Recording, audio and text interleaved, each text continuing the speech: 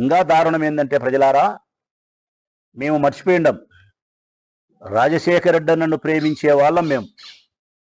జగన్మోహన్ రెడ్డి గారి కోసం జీవితాన్ని ఆయన కోసమే నడిచేవాళ్ళం.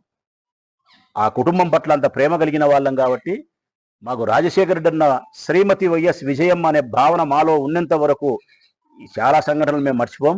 అందులో ఒక సంఘటన 2014-19 కాలంలో చంద్రబాబు నాయుడు గారు ముఖ్యమంత్రిగా ఉండే సందర్భంలో విజయమ్మ గారు ప్రయాణిస్తున్నటువంటి వెహికల్ని ఆపి ఒకసారి విజయవాడకు వచ్చేటప్పుడు ఒక చెక్ పోస్ట్ అదే పనిగా పెట్టి ఆపి, ఏదో కారణాలు ఉన్నాయి అప్పుడు ఆపి ఆమె కారును సోదా చేస్తారు.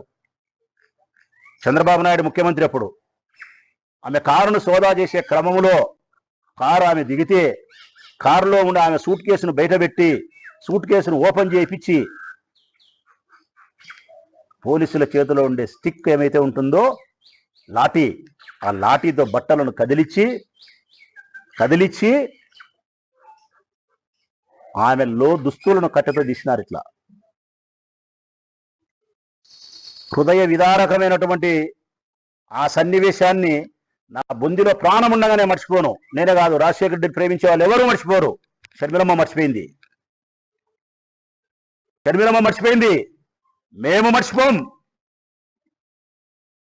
లాఠీతో ఇట్లా తీసినారు ఆమె లోదుస్తులు.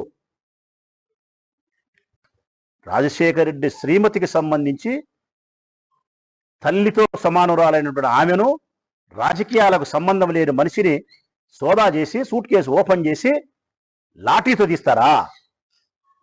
ఇంతటి అవమానాన్ని ఆమెకు చేసి ఈ పొద్దు జన్మదిన శుభాకాంక్షలు చెప్తారా? వాత పెట్టేది మీరే, పూత పూసేది మీరే, వెన్న పూస.